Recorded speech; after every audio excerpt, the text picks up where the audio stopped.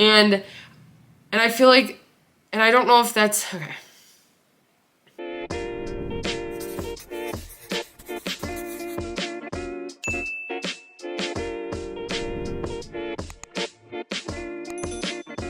Hey everyone, and welcome to my channel. I'm Nikki, and today's video is just gonna be kind of a quick talking video. Today I'm going over 3 questions that I am asked the most about my weight loss journey and maintenance and in general. So if you enjoyed this video or find it helpful, please go ahead and give it a like and subscribe to my channel. I really appreciate it. And let's get started with the first one. I would say this is the question that I get asked the most about losing 70 pounds. So it has now been almost 3 years since I started my weight loss journey. I started in April 2020, and I started right away with WW. I lost about 70 pounds in 1 year, and I've been maintaining that loss now for about another 2 years. So one question that I'm asked all the time is whether or not I have loose skin from losing 70 pounds. And yes, I do have loose skin.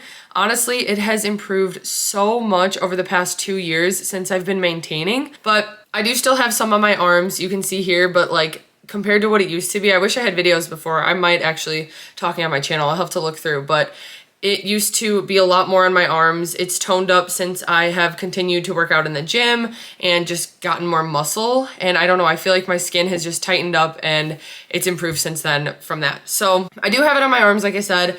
I have a little on my stomach, like my stomach jiggles. I have some on my legs. That's really toned up probably the most out of everywhere. And then I do have some on my back, like especially when I wear like a tank top or something, I always have this right here and it's so annoying, but it's not a big deal. Honestly, I'd rather have that than where I was at before, so I'm happy with that at least. But anyway, I do have some loose skin. There are some things I've done that have really improved it. So like I mentioned, weightlifting has been huge in general of just toning up my body overall. I have just continued to build muscle and burn fat through consistent weightlifting for almost 2.5 years now. So that has definitely made a huge difference. Another thing that I think has helped so much is just staying hydrated and taking care of my skin in general. So I really make drinking water a priority, and it is not easy a lot of the times. There are times by the end of the day where I realize I haven't had my water and I kind of make myself just sit there and drink water for a few minutes at least, just so I can get some in me, because I don't even feel good when I don't drink enough water. Like, I notice such a difference with how I feel.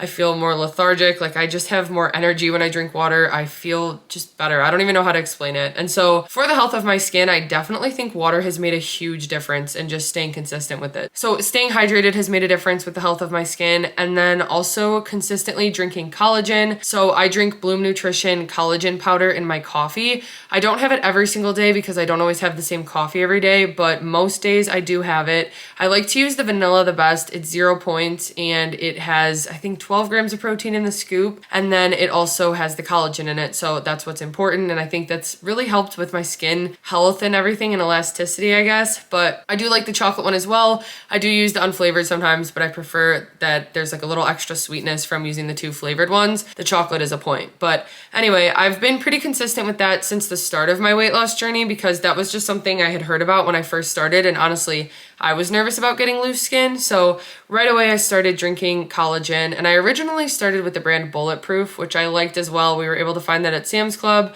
but then like I said, I found the flavored ones at Bloom, and I really prefer those in my coffee. So that's what I've done, and I think that's helped a lot too. And then just in general, really moisturizing. I like to use the in-shower lotion, which you just pretty much put the lotion on yourself and then you can rinse it off, and it helps to moisturize your skin. I think that really helps because I'm not a big fan of lotion. I really can't do it. Like, I cannot stand having lotion on my legs, but this stuff works really well because you can just rinse it off in the shower. You have to be careful because it makes your shower kind of slippery, but I can link it in the description. I can't even think of what brand it is right now. It's a dark blue bottle. But anyway, also things like dry brushing. I have dry brushed my skin from the start of my journey too. I can also link this brush. They have them on Amazon. I think they're like $8, but pretty much just going like this and exfoliating with the dry brush. I honestly don't know much about it, but I do know to just kind of use it in circular motions. I use it on my legs, my stomach, my back, my arms. I use it pretty much everywhere. It's honestly really nice in the winter when my skin's itchy and dry, but that has helped also just with the health of my skin. So it's just been a few things like that. And like I said, it's still unavoidable. There was much more when I first started my journey, and it's just continued to improve over time, staying consistent with my journey.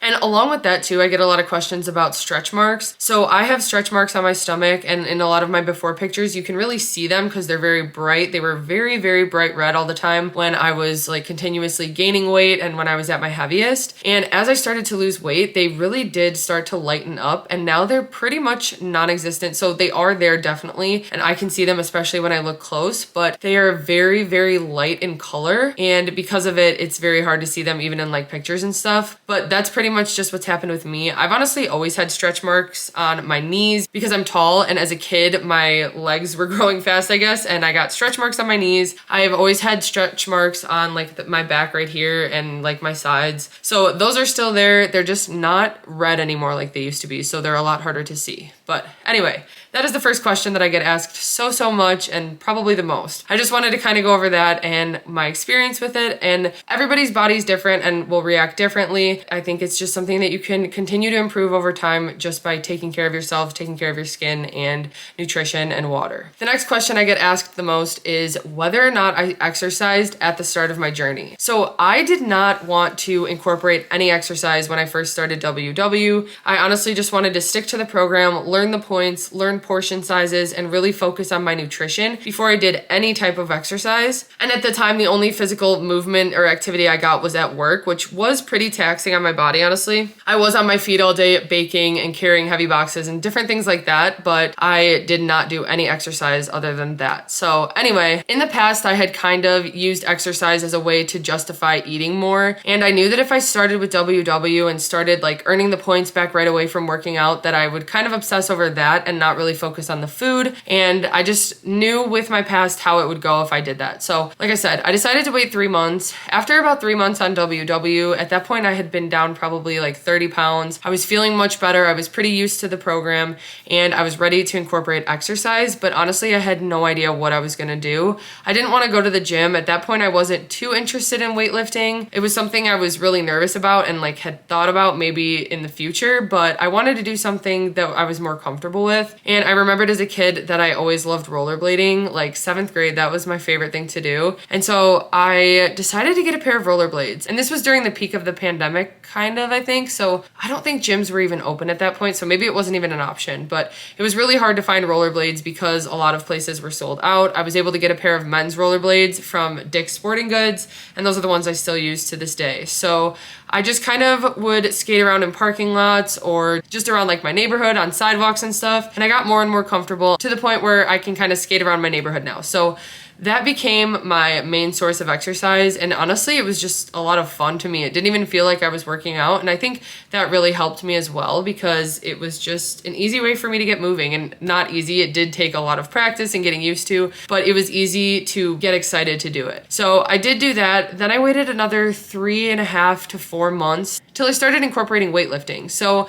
I started with home workouts, and I just had dumbbells here that I kind of got more comfortable with. I think at that point, the gyms were just starting to open back up, and I had a Planet Fitness membership. So that was when I started going to the gym around like 2 or 3 in the morning, and I completely flipped my schedule. Working my own cookie business, I get to pick the hours. So I was kind of able to switch my days around and make it so that I was able to get up at 2 in the morning, go to the gym, be the only person in the gym. And that just really helped me get comfortable and start to learn different lifts and exercises and stuff like that. And that's just what worked for me at the time. So I didn't do that for that long. I did that for a few months and then started to get more and more comfortable in the gym and being able to go a little bit later. I adjusted my schedule again. And now I'm to the point where I go around 5 or 6 in the morning, and that's just become my routine, and that's what works for me. But I did wait 6 months to incorporate any weightlifting, and then since then I've been consistent with it. So that's the exercise that I've done on my weight loss journey. Other things have just been like hiking, playing tennis or basketball, just kind of like goofing off.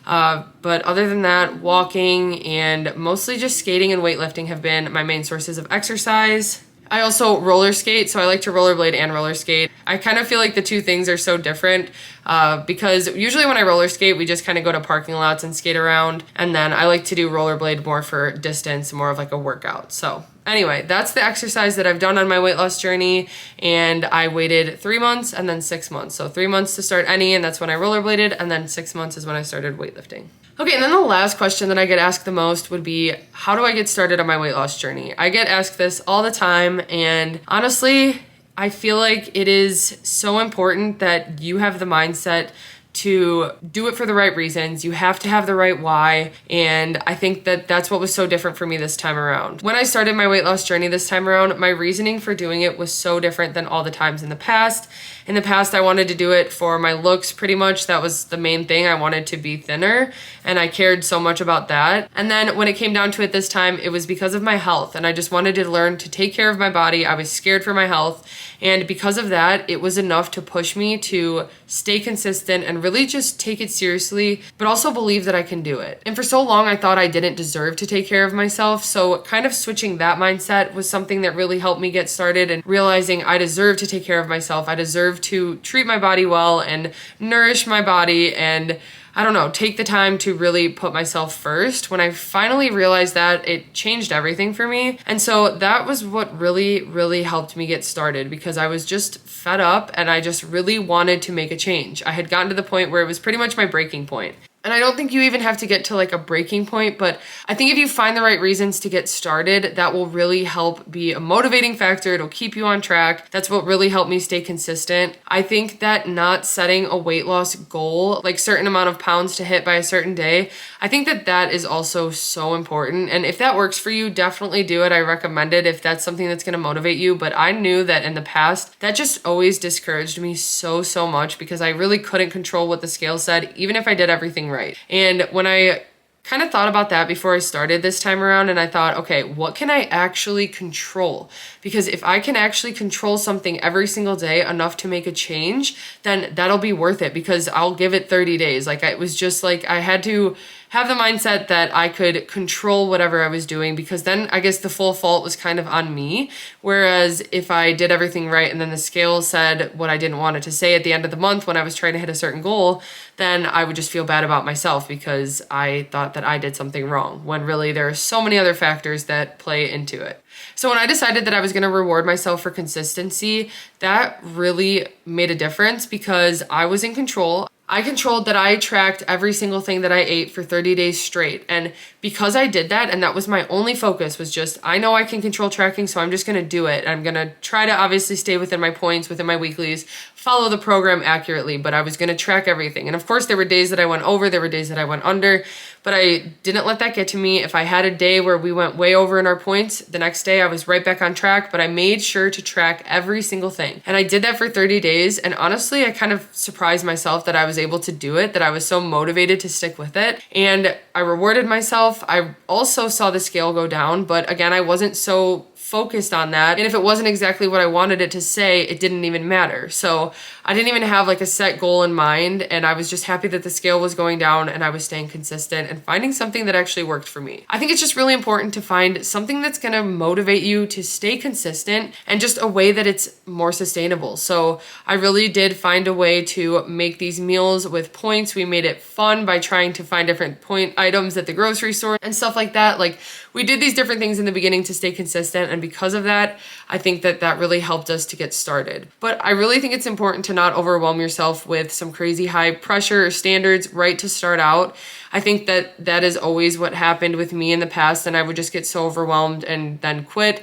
And then I would go even further in the other direction because I was just upset with myself when really I was just expecting too much from myself. And it's fine to just take it a day at a time because you will get there. Those first 30 days really did go by so quickly, and I couldn't believe the changes that I was able to make in 30 days. If you just stick with it, you can really make a difference and enough to just keep going and stay motivated. So anyway, those are 3 questions that I get asked all the time about my weight loss journey after losing 70 pounds. I have a few more. I could probably do another one of these, but I just kind of wanted to cover these so that I kind of have a reference for people when I do get asked some of these questions. But also if you're newer here following along or just kind of need a refresher on some of these things that I mentioned. So I hope you guys found this video helpful. If you did, please go ahead and give it a like and subscribe to my channel. I really appreciate it, and I will see you next time.